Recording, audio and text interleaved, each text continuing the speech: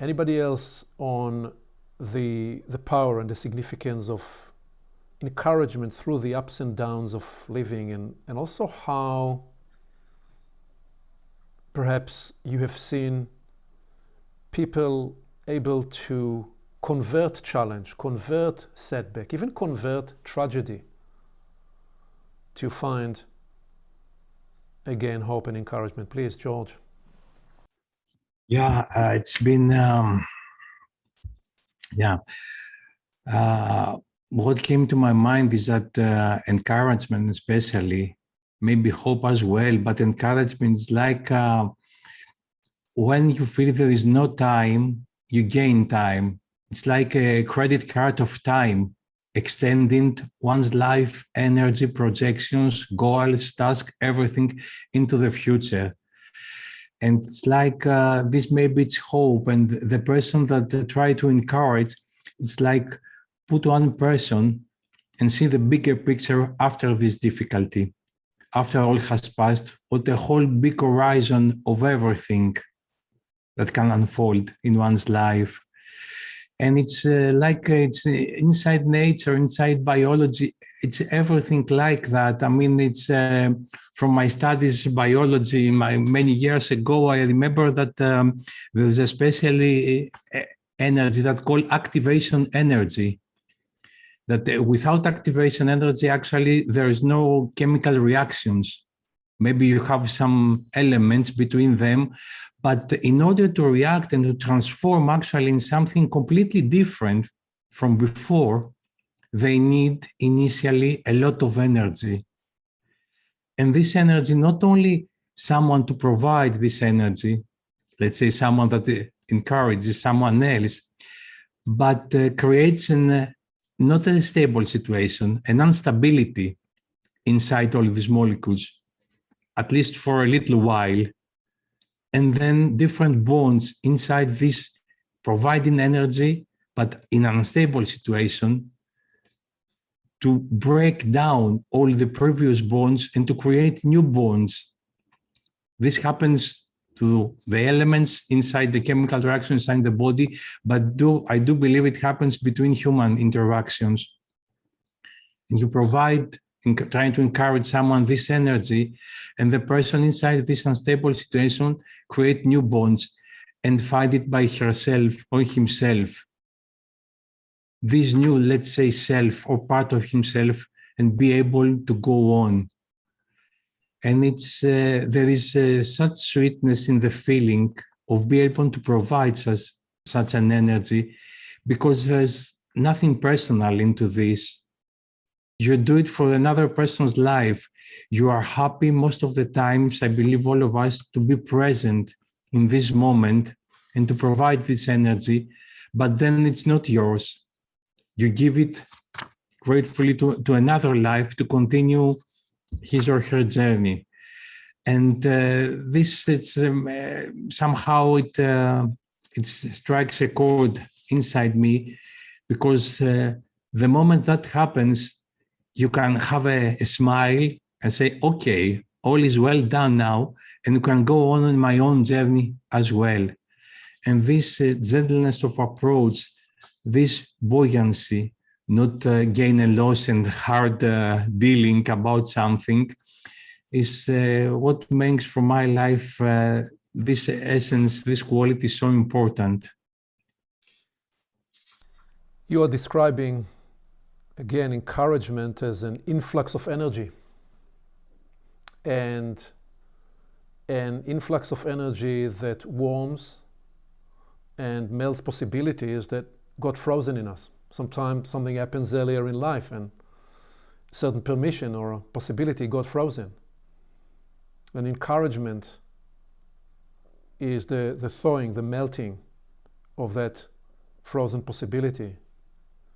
And I'm still reflecting on a story that Lisa shared with us, because when you're describing how she couldn't even look in your eyes in the first place, first time you met, what you have allowed in your interaction with her was you have helped her.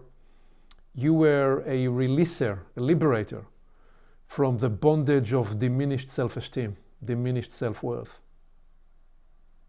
And you have helped her liberate to discover her true nature, a true value, a true strength. All those are part of the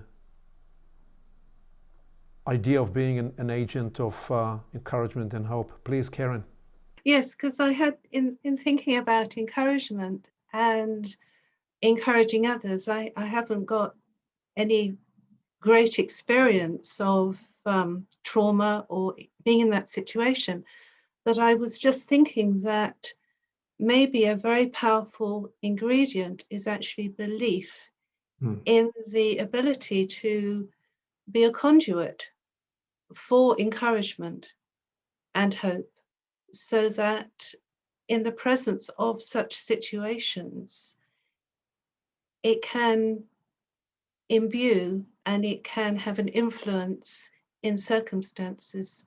So the responsibility that I would have would be to have a belief that if I am feeling strong in various ways and finding different routes and pathways, that it can affect and it can provide encouragement and hope as a flow.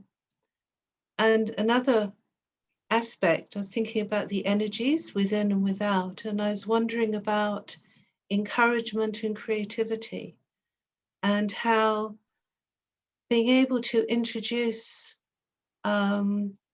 or encourage people, a very basic aspect of creativity, bringing things together, whether it's words in a sentence or an ecology that is settling in a home, or that there's an absolute huge, there's a lifetime of combinations. But they can be used.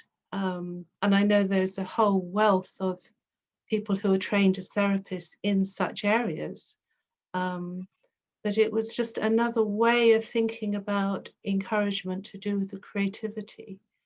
And then that can be both within and without, because then there's what you put together inside and how a life can build a center of gravity through the challenges and how challenges are approached and faced. And like everything I think we talk about, there are never huge, big, cataclysmic, well, there are some, and I think Lisa's story is a very powerful one. But I think if I think of my life, it's a journey of small moments.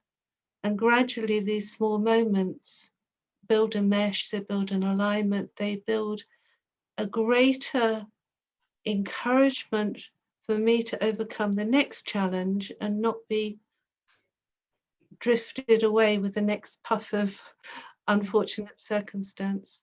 And I think that type of encouragement is something that can be shared and radiated to do with, you asked about the importance of hope. And I think one of the aspects of that is through these very, very small acts and moments, building a mesh for the future. The future it's like this unseen but known, it's like an incredible accompaniment to everything that is positive in the human story. And if it is reinforced and strengthened, it can meet the next step in a positive, radiating way. Yes. Please, Perry, you were going to come on this. Yes, I'm seeing the word antidote in a very strong way. You look at hope, you have hopelessness. You look at encouragement, you have discouragement. And all around the world, the way of getting ahead has been to trip up someone else, not say something when it might be better for you to keep your mouth quiet. See that there's this way the world has taken on for living. And I hope it's obvious to everyone that the direction the world is on is not the one that we would wanted to be in, but that we would think we were meant to be, as a way of saying it. And encouragement and hope, they represent the antidote to all of this, because when you encourage, you're lifting someone up, not thinking of whether or not there's going to be that person will take your job or some other way. You're naturally wanting to look at the human race as a whole thing. And if one part of it is better, the whole human race becomes better. And this natural, perhaps this natural ingredient in human life has been forgotten a bit, and to bring it forward now and to look at to what it really represents, I think is a healing antidote to where we are heading. Yeah. As a human race. Yes. From everything you're saying, and from all the various roles in our lives, and still within it, probably even more pronounced from what Karen is saying and what Miriam is saying from your experiences as teachers, and still equally from all our experiences as parents, as mentors, as coaches, as friends, but especially as teachers, I'm getting a very strong sense of this idea of helping certainly a young life turn stumbling blocks into stepping stones in the small moments of the most everyday mundane challenges that can become stumbling blocks but can actually become the stepping stones. Because when I look in my life, the moment of crisis, the moment when I fell on my face, the moment when I had my back to the wall, the moment when I didn't know how I will resolve this situation, these time and again actually became the point of growth, the point of development. And there is in this these dual natures, because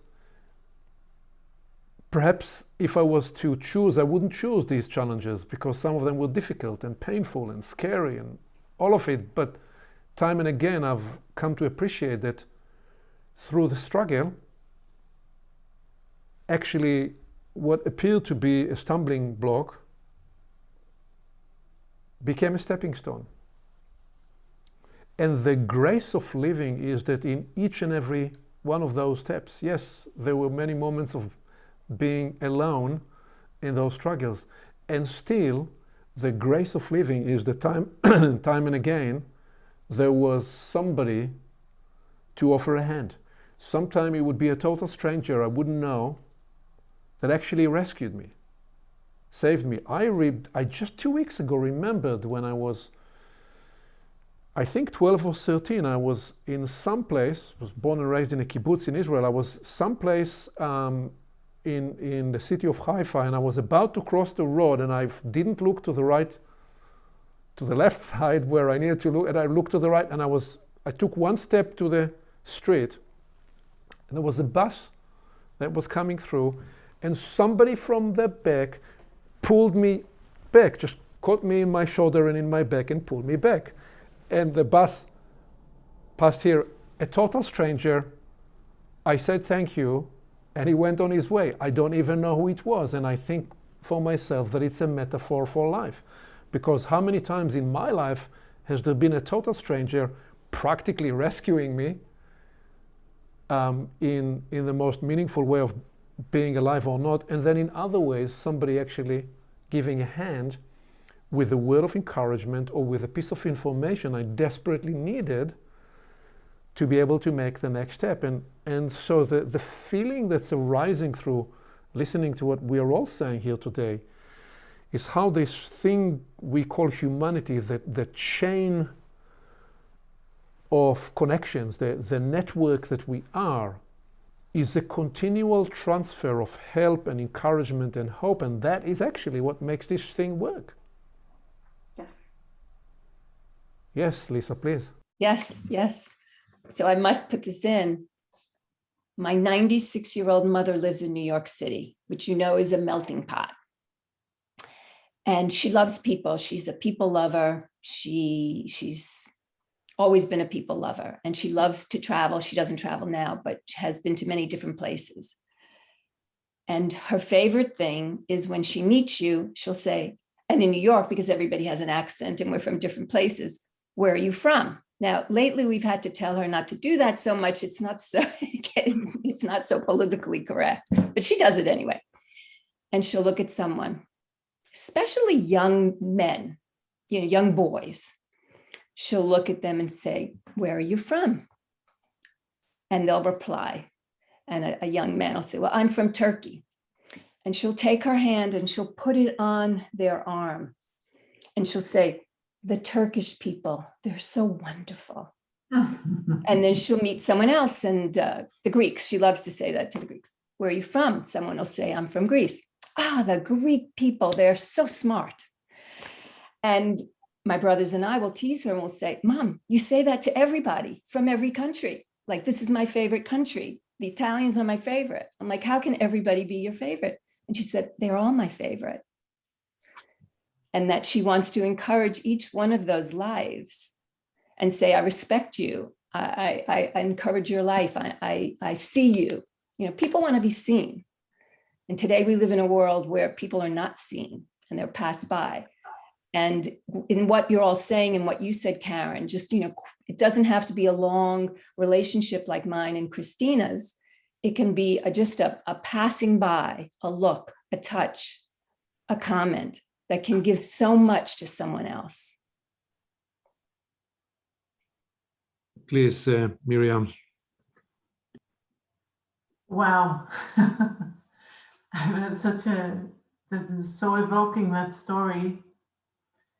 It reminded me of the saying that seeing the full half of the glass, because when we were speaking before about seeing what is, I mean, it really is a question of how a person looks at life.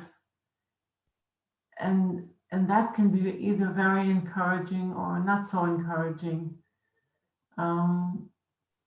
So seeing the full half of the glass can, by exampleship, can be very inspiring for other people and educational as well, because if you really learn the true nature of learning and trying, there's a lot of hope in that, and it calls for a lot of encouragement. And I was thinking about language and how just by using just choice of words can be either very encouraging or very discouraging. Even you said before, Aviv, you spoke about struggles and challenges. And in the school where I work, you don't say you have a problem, you say you have a challenge. And that changes everything, because it means that it is possible to overcome this, that we may not know how or when, but it is possible. It's a challenge, it's a calling. You said, turning the stones into stepping stones. It's your outlook on something that can really change the reality of how a person thinks about human life. So it's also very discouraging to live in a society where the full focus is on results and not on process. That's a very discouraging thing to begin with, because you've either made it or you've not made it.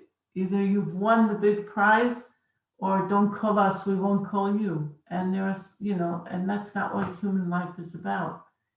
So if the true nature of learning, I'm amazed at how much we have to spend time on encouraging children to try.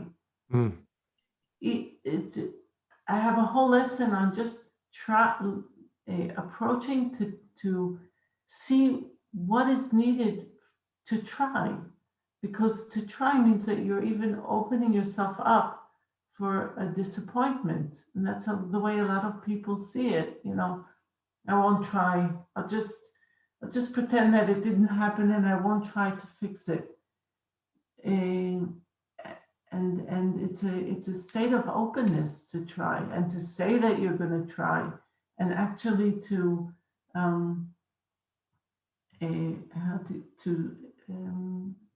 להצהיר, Claire? to declare that that's what you're on about.